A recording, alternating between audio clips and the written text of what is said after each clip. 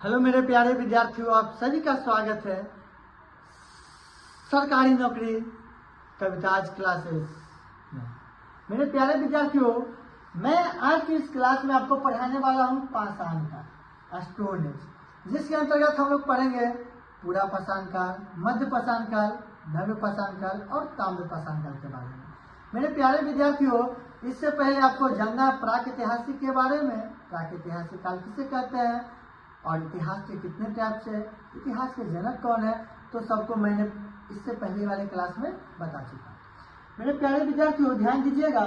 पाषाण काल वह समय जब मानव पत्थर के औजार एवं हथियार का उपयोग करता था, पाषाण काल कहा जाता था। पाषाण काल में मानव जो है पत्थर के औजार बनाता था, पत्थर का हथियार बनाता था। समझ गए ना, शिकार करने में।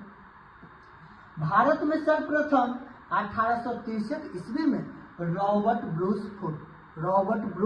फुट नाम याद रखिएगा, रॉबर्ट ब्रूस फुट, जिसको विश्व पुरातत्व के जनक भी कहा जाता है। उसका मुख्यालय कोपेनहेगन डेनमार्क की राजधानी वहां पर, ठीक है।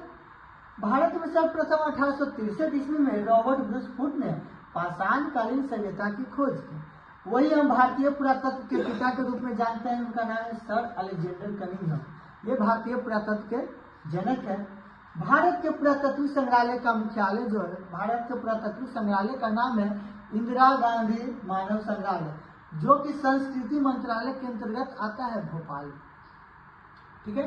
भारत के पुरातत्व संग्रहालय का नाम इंदिरा गांधी मानव संग्रहालय और किस मंत्रालय के अधीन में है, तो संस्कृति मंत्रालय के अधीन में, भोपाल में। कहाँ पे मेरे प्यारे बच्चों? भोपाल में। मिलने वाले धातु के आधार पर इतिहास का नामकरण क्रिश्चियन थॉमस ने किया। अब देखिए, जब धातु मिलने लगा तो इतिहास का नाम कौन रखे थे? क्रिश्चियन थॉमस ने रखे थे। तो आपसे क्वेश्चन पूछा जाएगा कि मिलने वाले धातु के आधार पर इतिहास को किसने रखा था नाम? तो क्रिश्चियन थॉमस ने। आगे ध्यान दीजिएगा मेरे प्यारे विद्यार्थियों, लिखावट के आधार पर नामकरण जॉन ब्रूस फुट ने किया था। लिखावट के आधार पर नामकरण किसने रखा था बच्चा? जॉन ब्रूस फुट ने। पाषाण काल को 3 भागों में बांटा गया। पूरा पाषाण काल बोले तो 20 लाख ईस्वी पूर्व से 12,000 ईस्वी पूर्व तक के काल को कहा जाता है पूरा पाषाण काल।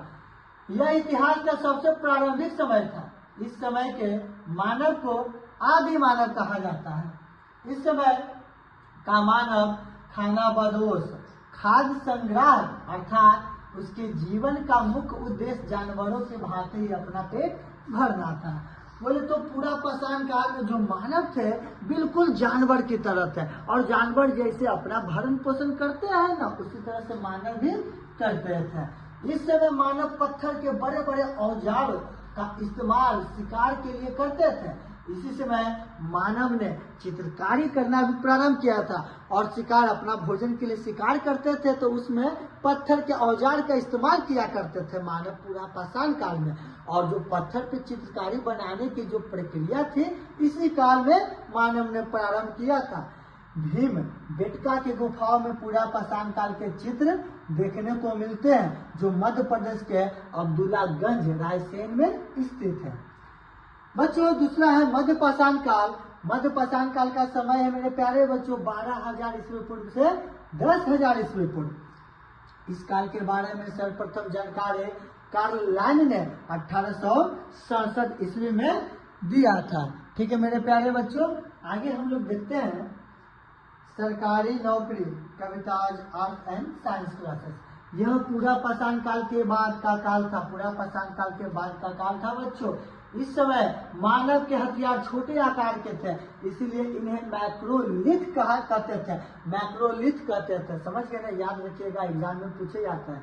इस समय के मानव की सबसे प्रमुख कार्य अंत्येष्टि मतलब अंतिम संस्कार कार्यक्रम था। इस काल में मानव जो है अंतिम संस्कार का कार्यक्रम जो होता है ना, उसको शुरू किया था।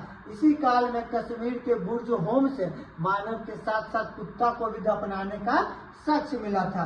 इसी काल में मानव के अस्थि पंजर का सबसे पहला अवशेष प्रतापगढ़, जो यूपी के सराय नाहर तथा महडहा नामक स्थान से प्राप्त हुआ है। मेरे प्यारे विद्यार्थियों, आज के क्लास में इतना ही रहने देते हैं।